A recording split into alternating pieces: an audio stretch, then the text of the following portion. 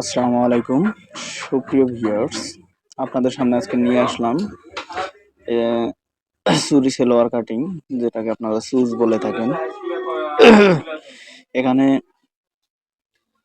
যে কাপড়টা দেখতে পাচ্ছেন এটা হচ্ছিল একটা 3 পিসের কাপড়।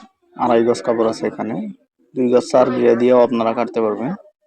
দেখেন, সর্বপ্রথম কাপড়টা 2 ভাঁজ করে নিছি, তারপরে ঠিক এভাবে 4 ভাঁজ করছি। আপনারা ভাঁজের দিকে দৃষ্টি দিবেন, কারণ ভাঁজটাই মেইন।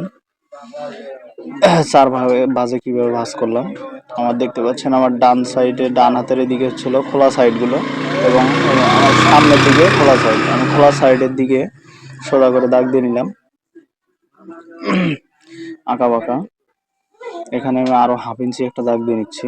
এটা হচ্ছিল জয়েন্টের জন্য, কোমরের বেল্টের জয়েন্ট। এখানে আমি 7 ইঞ্চি বাদ দিব নিচের দাগ থেকে, দিয়ে আমার সেলোয়ারটা হবে 41 ইঞ্চি লম্বা। দেখেন, 41 ইঞ্চি লম্বা একটা দাগ দিয়ে নিচ্ছি। ঠিক 1.5 ইঞ্চি নিচে আর একটা দাগ দিলাম, এটা হচ্ছিল নিচের মোড়ানির জন্য। এখানে আমি 15 ইঞ্চিতে একটা দাগ দিলাম। 15 ইঞ্চিতে এই জন্য দাগ দিলাম যে উপরে 7 ইঞ্চি যেভাবে ফিতে রাখছিলাম ওইভাবে 15 ইঞ্চি, অর্থাৎ 30 ইঞ্চি হাই হবে। হাই আপনারা সাধারণত আমরা 30 ইঞ্চি দিয়ে থাকি, আপনারাও 30 ইঞ্চি দিবেন স্বাভাবিক, আর ছোটদের ক্ষেত্রে একটু ভিন্ন।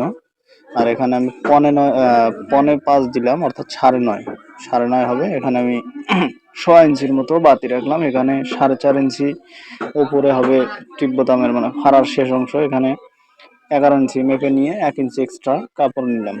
11 ইঞ্চির অর্থাৎ 5.5 ইঞ্চি, তারপর 1 ইঞ্চি এক্সট্রা কাপড় নিয়েছি। তারপর এভাবে শেপ দিবেন। শেপটা আপনারা এমন ভাবে দিবেন যে চেহারা অনুযায়ী শেপটা ডাউন কমা বাড়া করবেন। এখানে আমি সোজা 1.5 ইঞ্চিতে একটা দাগ দিয়ে দেখেন শেপ দিয়ে দিলাম। আপনারা অনেকেই পা যদি চিকন নেয় তাহলে চিকন করে দিবেন, অবশ্যই এটা নিচের মাপের ক্ষেত্রে নির্ভর করবে। এখন সোজা করে কেটে দিবেন সুন্দরভাবে মার্ক পথে। আমি আবারও বলছি, এই সালোয়ারটা অবশ্য 2 গজ 4 গিরা কাপড়েই হয়। এখানে 3 পিসের কাপড়, এই জন্য একটু কাপড়টা বেশি, 2.5 গজ পরিমাণ কাপড় আছে। এখানে দেখেন আমি 11.5তে একটা দাগ দিলাম। এখানে 9 ইঞ্চিতে দাগ দিলাম, এখানেও 9 ইঞ্চি দাগ দিলাম, যাতে সোজা হয় কাপড়টা।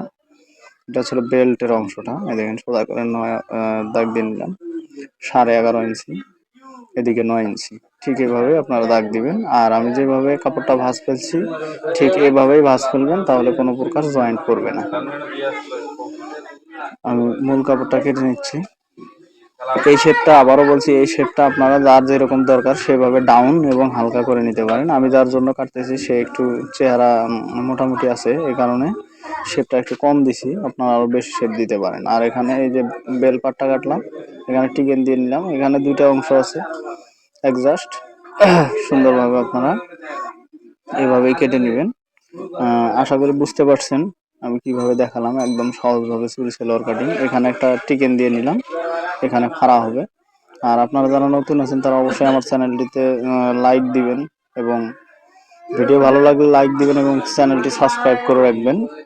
আর নতুন নতুন ভিডিও ইনশাল্লাহ পেয়ে যাবেন। আর কোনো কিছু জানার থাকলে অবশ্যই কমেন্টের মাধ্যমে জানাবেন। ধন্যবাদ ভিডিওটি সম্পূর্ণ দেখার জন্য।